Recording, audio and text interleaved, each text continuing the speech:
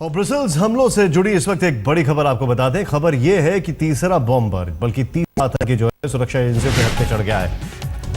News agency Reuters ने Belgium अखबार के हवाले से खबर दी है।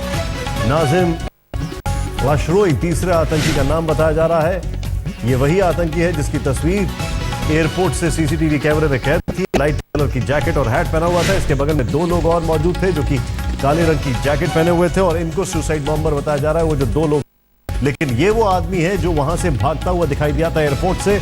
और अब खबर यह आ रही है कि ये बेल्जियम पुलिस की गिरफ्त में है।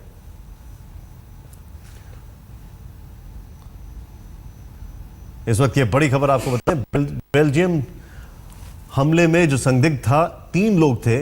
एक नाजिम लाशरोई जो है, यह आतंकी गिरफ्तार कर लिया गया है।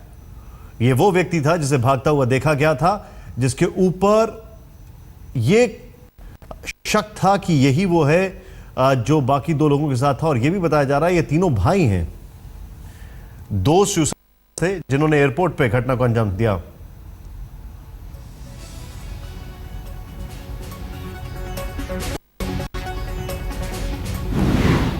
सबसे पहले आज तक पहुंचा है वहां पर और ग्राउंड जीरो से लवीना टंडन की एक खास रिपोर्ट।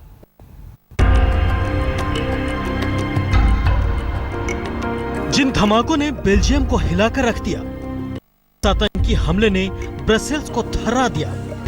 आईएसआईएस के जिस हमले के बाद बेल्जियम में मौजूद यूरोपीय देशों समेत दुनिया भर के लोग वहां से जान बचाकर भागने लगे, उसी ब्रसेल्स में पहुंचा आज तक लवीना टंडन बेहद मुश्किलों का सामना करते हुए लंदन से ब्रसेल्स पहुंची।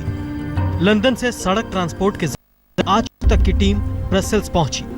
यहाँ कदम रखते ही जो मंजर दिखा, उसने पेरिस हमलों के जख्मों को ताजा कर दिया। सेंट्रल ब्रुसेल्स में आंसू, फूल, कैंडल, गम में डूबे संदेश और अपनों की याद में बेहाल लोग नजर आए। नवंबर 2015 में पेरिस में हुए हमले के अगले दिन ठीक ऐसा ही मंजर। ब्रसेल्स के जेवेंटेम एयरपोर्ट पर कल की दहशत आज खत्म हो चुकी है। हम एयरपोर्ट पहुंच चुके हैं, ब्रसेल्स का वो एयरपोर्ट जहाँ पे 2 जबरदस्त धमाके हुए थे। रॉन आपको दिखाएंगे किस तरह से यहाँ इस वक्त लोग फोटोग्राफ्स लेने आ रहे हैं। या मीडिया की भारी प्रेजेंस है कि अंदर तक अगर ये अभी इस वक्त कॉर्डन ऑफ कर दिया गया है, जैसे कि हर एक्सप्लोजन का इलाका कॉर्डन ऑफ है। और हम यहाँ देखें, यहाँ से अगर हम जाएं सीधे तो एयरपोर्ट नजर आएगा। यहाँ बहुत आर्मी प्रेजेंस हमें नजर आ रही है। जब हम मोलम्बिक में थे तो हमें बहुत नजर आ रही थी। ऐसा लग रहा था जैसे कि कैजुअलिटीज को और वापस लाया जा रहा है। ब्रसेल्स के एयरपोर्ट से खौफ के निशान कहीं नहीं आ रहे। सुरक्षा के इंतजाम काफी कड़े रखे गए हैं, लेकिन शहर की रफ्तार पर असर नहीं पड़ा है। ये इंटेलिजेंस खबर आ रही है कि अब्दे सलाम की अरेस्ट के बाद ये पूरा प्लान अटैक का पहले हो गया, वरना ये कुछ और समय बाद होना था, कुछ और प्लान इसमें किया जाता। लेकिन अटैकर्स को, टेररिस्ट को, आतंकवादियों को ये कहीं दहशत हो गई या डाउट हो गया कि कहीं अब्दे सलाम उनका नाम बोल दे या किसी तरह के उनके सीक्रेट्स ना लीक आउट कर दे। इसीलिए जिस तरह की भी प्लानिंग उस वक्त मौजूद थी, उन्होंने अटैक कर दिया। तो कल्पना कीजिए अगर ये अटैक पूरी प्लानिंग के साथ किया जाता और यूरोपियन हेडक्वार्टर्स में किया जाता तो कितना आघात होता। ऑलरेडी अभी इतने लोग आघात हो चुके हैं। बहुत इम्पोर्टेंट एक बात सोचने की है कि हालांकि ब्रसेल्स अब नेटो के ऑपरेशंस में, एयर स्ट्राइक्स में सीरिया में शामिल नहीं है, फिर भी ये अटैक ब्रसेल्स पर किया गया क्योंकि ब्रसेल्स कहीं ना कहीं अनऑफिशियली, ऑफिशियली यूरोपियन यूनियन और नेटो की राजधानी आप कह सकते हैं, ऑफिशियल हाउस कह सकते हैं, रेसिडेंस कह सकते हैं। बेल्जियम के लोगों ने आईएसआईएस के आतंकियों को मुंहतोड़ जवाब दिया। आतंकी अपने धमाकों से लोगों की जिंदगी को रोक देना चाहते हैं, लेकिन बेल्जियम के लोगों ने मेट्रो स्टेशन में जारी रखा।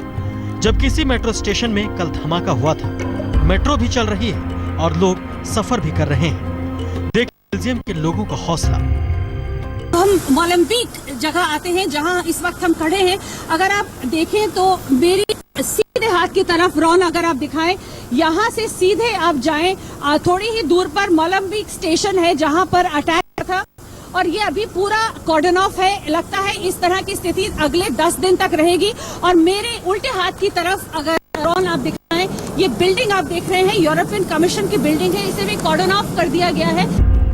ब्रसेल्स समेत पूरे बेल्जियम में गम का माहौल है, लेकिन दहशत का नामो निशान कहीं नहीं है। धमाकों के अगले ही दिन यहाँ जिंदगी एक बार फिर पटरी पर है। हालांकि आतंकियों की तलाश जारी है।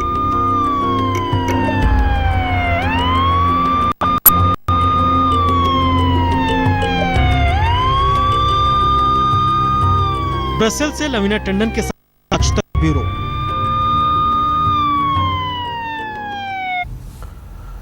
वैसे जिंदगी इतनी भी पटरी पे नहीं है। जो वहां पर स्ट्रैंडेड हैं, फंसे हुए हैं, जो ब्रेक जर्नी जिनकी थी, जो ट्रांजिट में थे, वो अभी भी वहीं पर हैं।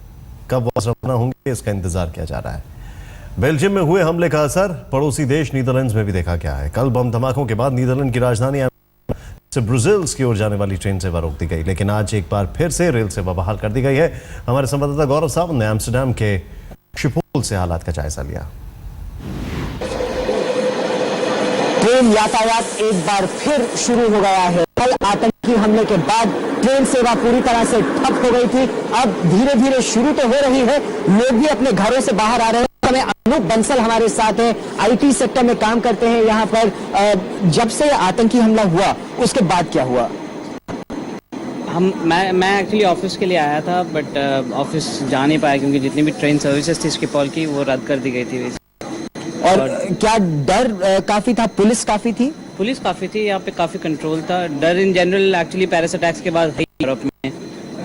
जब से पेरिस अटैक्स हुए तब से लोगों को थोड़ा डर तो रहता ही है। पुलिस आज ज्यादा नजर आ रही है? आज ज़्यादा है, और नॉर्मली इतनी दिखती नहीं है पुलिस यूरोप में। As in general Amsterdam Netherlands में इतनी दिखती नहीं है। लेकिन अब ज्यादा संख्या पुलिस वाले भी सड़कों पर आ गए हैं। लोगों में वो भरोसा दिलाने की कोशिश की डरने की जरूरत नहीं है। लोग भी बड़ी संख्या में बाहर निकल रहे हैं। ट्रेन सेवा एक बार फिर शुरू हो गई है।